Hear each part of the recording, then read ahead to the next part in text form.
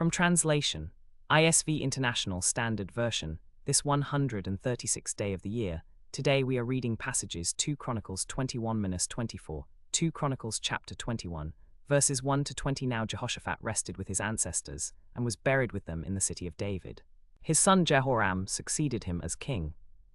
Jehoram's brothers were Azariah, Jehiel, Zechariah, Azariahu, Michael, and Shephatiah, all sons of Jehoshaphat king of Judah. Their father had given them many gifts of silver, gold, and valuable items, along with fortified cities in Judah, but he had given the kingdom to Jehoram because he was the firstborn. When Jehoram established himself over his father's kingdom, he strengthened his position by killing all his brothers with the sword, as well as some of the officials of Israel. Jehoram was 32 years old when he became king, and he reigned in Jerusalem for 8 years. He followed the ways of the kings of Israel, just as the house of Ahab had done, for Ahab's daughter was his wife. He did what was evil in the sight of the Lord. Nevertheless, because of the covenant that the Lord had made with David, the Lord was unwilling to destroy the house of David, since he had promised to give a lamp to him and to his descendants forever. During Jehoram's reign, Edom rebelled against Judah and established its own king. So Jehoram crossed over with his officers and all his chariots to Zair at night. The Edomites surrounded him and his chariot commanders, but he escaped to his chariot. The Edomites rebelled against Judah and have remained independent to this day. During that time, Libnah also rebelled against him, because Jehoram had abandoned the Lord, the God of his ancestors. He also built high places in the hill country of Judah and led the inhabitants of Jerusalem into prostitution, just as the house of Ahab had done. After all, he was related by marriage to Ahab's family. He had written a letter to the kings of Israel and Judah, Ahaziah and Jehoram, saying, "Go up to Ramoth-Gilead, fight and conquer it, for we are with you." But Jehoram said, "No, we will not go up." Then Jehoram king of Judah returned to Jezreel to recover from the wounds that the Arameans had inflicted on him when he fought Hazael king of Aram. The Lord stirred up the spirit of Philistines and Arabs who bordered the Ethiopians against Jehoram. They advanced against Judah, invaded it, and carried off all the goods found in the king's house, along with his sons and wives, so that not a son was left to him except Jehoahaz, the youngest of his sons. After all this, the Lord afflicted Jehoram with a disease of the bowels that became more and more severe. In the course of time, after 2 years, his intestines came out because of the disease, and he died in terrible agony. His people did not build a fire in his honor like the fires built for his ancestors. He was 32 years old when he became king, and he reigned in Jerusalem for 8 years. He died, and no one was sorry for him. They buried him in the city of David, but not in the tombs of the kings. 2 Chronicles chapter 22. Verses 1 to 21. The inhabitants of Jerusalem made Ahaziah, Jehoram's youngest son, king in his place, since the raiders who had come with the Arabians into the camp had killed all the older sons. Ahaziah was 22 years old when he became king, and he reigned in Jerusalem for 1 year. His mother's name was Athaliah, a granddaughter of Omri. Ahaziah also walked in the ways of the house of Ahab, and did what was evil in the sight of the Lord, like the house of Ahab, because he was related to it by marriage. He went with Jehoram son of Ahab to fight against Hazael king of Aram at Ramoth-Gilead.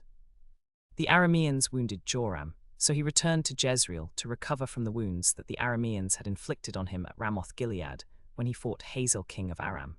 Ahaziah son of Jehoram king of Judah went down to Jezreel to visit Joram son of Ahab, who was ill. The downfall of Ahaziah came from God through his coming to Joram. Ahaziah went to Joram when Joram was wounded by the Arameans. God brought about Ahaziah's downfall through his coming to Joram. When Ahaziah arrived, he went out with Joram to meet Jehu son of Nimshi, whom the Lord had anointed to destroy the house of Ahab. While Jehu was executing judgment on the house of Ahab, he found the princes of Judah and Ahaziah's nephews, the sons of Athaliah, serving Ahaziah, and he put them to death. Jehu searched for Ahaziah, and some of his men captured him at the ascent of Gur, near Ibleam. They brought him to Jehu, who killed him. Jehu then had his body buried, saying, "He is the son of Jehoram whom the Lord has judged." When Athaliah the mother of Ahaziah saw that her son was dead, she proceeded to destroy the entire royal family of Judah. But Jehosheba, the daughter of King Jehoram, took Joash, Ahaziah's son, and stole him away from among the king's sons who were about to be put to death. She hid him and his nurse in a bedroom, so that he was not killed. He remained hidden with her in the house of the Lord for 6 years, while Athaliah ruled over the land. In the 7th year, Jehoiada sent for the commanders of units of 100, the Carites and the guards, and brought them to him at the house of the Lord. He made a covenant with them and put them under oath at the house of the Lord. Then he showed them the king's son. The commanders of units of 100 did everything that Jehoiada the priest commanded. Each of them took his men, those who were to come on duty on the Sabbath, and those who were to go off duty on the Sabbath, and came to Jehoiada the priest. The priest gave to the commanders of units of 100 the spears and the small and large shields that had belonged to King David, which were in the house of the Lord. Then he stationed all the men, each with his weapons in hand, from the right side of the temple to the left side, around the altar and the temple. He brought out the king's son, put the crown on him, and gave him the testimony. They proclaimed him king and anointed him, and they clapped their hands and shouted, "Long live the king." When Athaliah heard the shouting of the guards and the people, she went to the people in the house of the Lord. She looked, and there was the king standing beside the pillar, as was the custom, with the captains and the trumpeters beside the king, and all the people of the land rejoicing and blowing trumpets. Athaliah tore her clothes and shouted, "Treason, treason." The priest Jehoiada ordered the commanders of units of 100, who were in charge of the army, bring her out between the ranks, and put to death with the sword anyone who follows her. For the priest had said, "Do not put her to death in the house of the Lord." So they seized her, and she went through the entrance of the horse gate into the king's palace, and there she was put to death. 2 Chronicles chapter 23, verses 1 to 23. Then Jehoiada made a covenant between himself and all the people and the king, that they should be the Lord's people.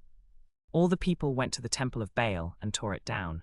They broke in pieces its altars and its images, and they killed Mattan the priest of Baal before the altars.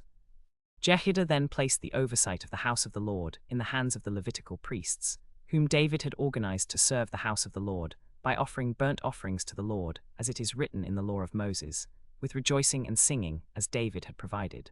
He stationed gatekeepers at the gates of the house of the Lord, so that no one who was unclean in any way might enter. He took the commanders of units of 100, the Carites, the guards, and all the people of the land, and brought the king down from the house of the Lord.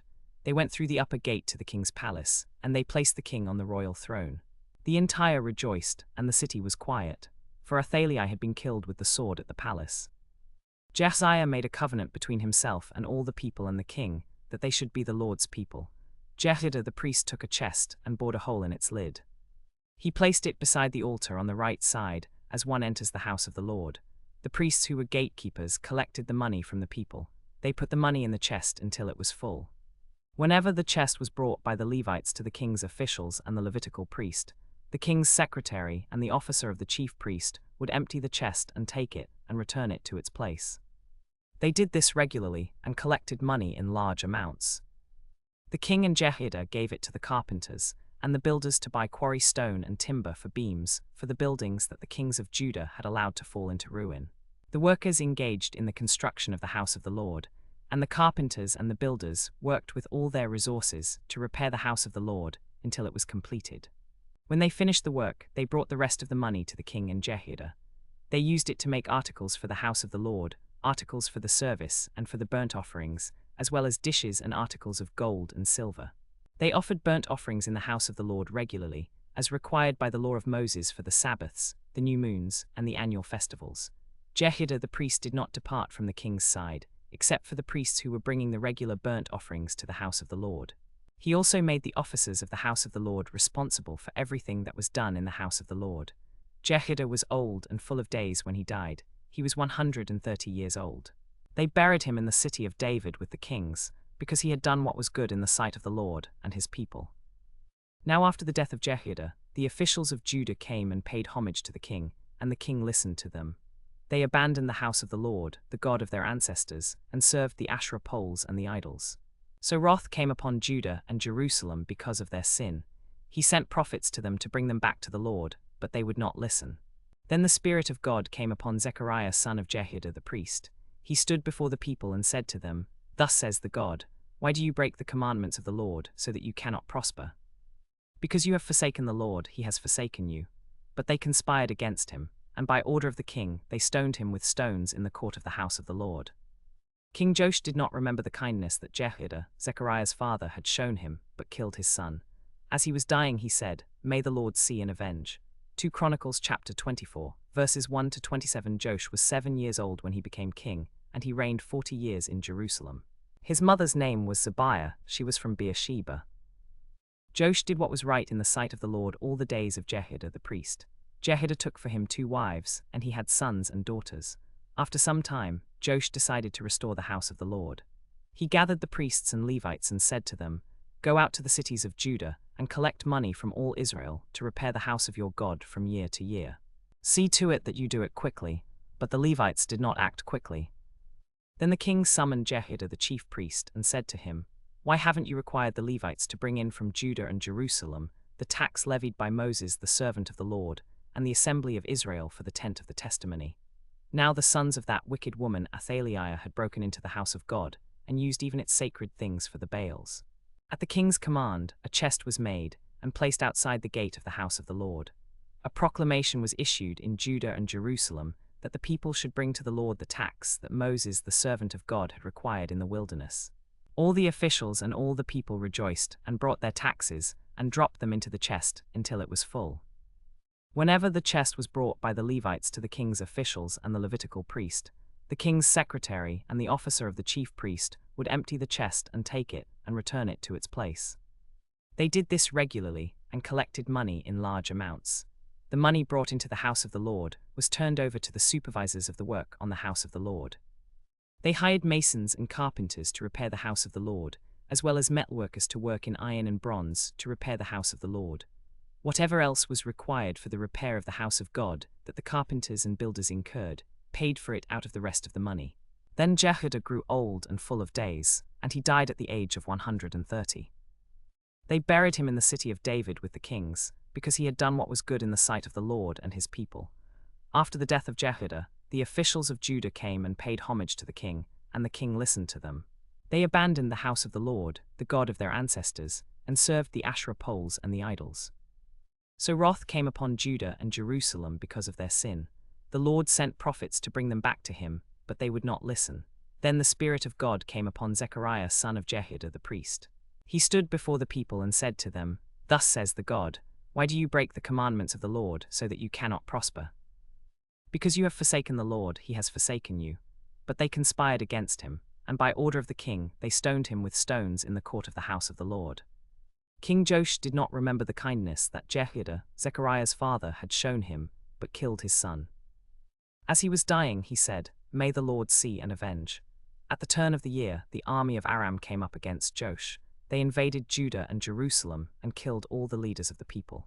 They sent all their plunder to the king of Damascus. Although the Aramean army had come with only a few men, the Lord delivered into their hands a very great army. Because Judah had abandoned the Lord, the God of their ancestors, judgment fell on Joash. When they withdrew, they left Joash severely wounded. Then his own officials conspired against him and killed him in his bed to avenge the blood of the son of Jehoiada the priest. They buried him in the city of David, but not in the tombs of the kings. They conspired against him in the plot that Amaziah his son carried out. After his death, they buried him with his ancestors in the city of David, and Amaziah his son became king in his place.